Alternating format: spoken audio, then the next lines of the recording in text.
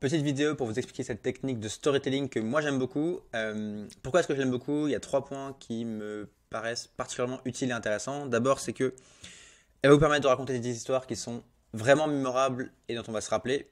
Deuxième point, elle va vous permettre d'accrocher votre lecteur et surtout de le maintenir engagé, de le maintenir éveillé pendant tout votre récit. Et troisième point, votre lecteur va pleinement comprendre les subtilités, les détails de ce que vous racontez. Et ce qui est bien, c'est que cette technique, elle marche peu importe les supports. Ça peut être un texte, ça peut être une conf, ça peut être une présentation orale, ça peut être une vidéo, ça peut être un podcast. Bref, peu importe. Dès qu'il y a un peu de storytelling, c'est une technique qui est très utile et qui peut fonctionner et qui va vous être utile. Donc, je vous ai fait des petits schémas pour bien vous expliquer. Donc, imaginons que vous racontez une histoire. L'histoire, c'est que vous partez dans la montagne, vous partez dans la forêt à 14 heures et qu'à 18 heures, un ours vous attaque et vous mange. Ok? On va imaginer ça. Le truc classique, ce serait de raconter de manière chronologique. Donc, j'arrive à 14 heures dans la forêt, il est 15 heures, je me balade, voici pourquoi je suis dans la forêt, voici pourquoi, voici ce que je vois, et à 18 heures, oh, un ours m'attaque et je suis mort. Ça, c'est un petit peu le truc classique qu'on fait par défaut, on raconte l'histoire de manière chronologique. Maintenant, qu'est-ce qui se passerait? Moi, ce que je vous propose, c'est d'essayer de changer un tout petit peu la structure du récit et plutôt que de démarrer à 14 heures par le début de l'histoire, démarrer juste avant, à 17h30, juste avant que l'ours vous attaque. Okay, c'est là que vous allez démarrer votre storytelling. Et si je mets juste des petites couleurs pour vous expliquer comment ça marche.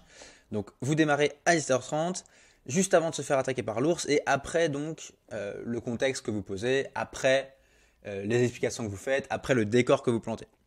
Et en termes de structure de texte, vous allez avoir un texte qui ressemble à ça. Ça peut être, encore une fois, ça peut être une conf, ça peut être une vidéo, ça peut être une présentation.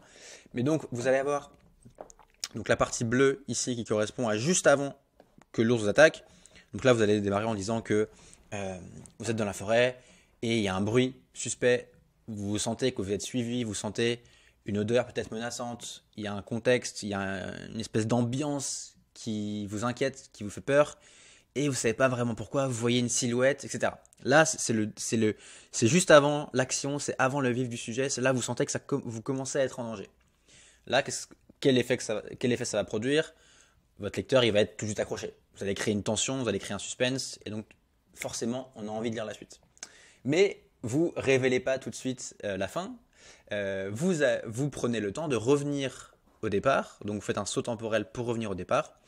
Vous revenez à 14 heures et vous expliquez pourquoi vous êtes dans la forêt, pourquoi est-ce que cette balade, pourquoi est-ce que cette randonnée elle est importante, pourquoi est-ce qu'elle est intéressante, qu'est-ce que vous voulez y faire. Bref, vous créez le contexte, vous créez de l'empathie aussi avec la situation, vous créez de l'empathie avec le personnage et vous créez le momentum qui va permettre de bien comprendre et de bien arriver au dénouement. Et enfin, c'est là que vous refaites un petit saut dans l'avant, donc vous passez d'ici à ici, au moment où l'ours vous attaque. Et c'est là que vous expliquez le combat qu'il y a avec l'ours, que vous racontez le dénouement, que vous racontez cette bataille et que vous expliquez comment est-ce que ça se termine. Donc là, comme ça, vous avez une structure, encore une fois, qui va rendre les histoires que vous racontez mémorables, qui va permettre de bien comprendre les tenants et les aboutissants et qui va maintenir le lecteur, le spectateur, l'auditoire engagé jusqu'au bout parce que vous créez une tension dès le départ et une tension que vous construisez au fur et à mesure du texte. Voilà, j'espère que ça vous plaît.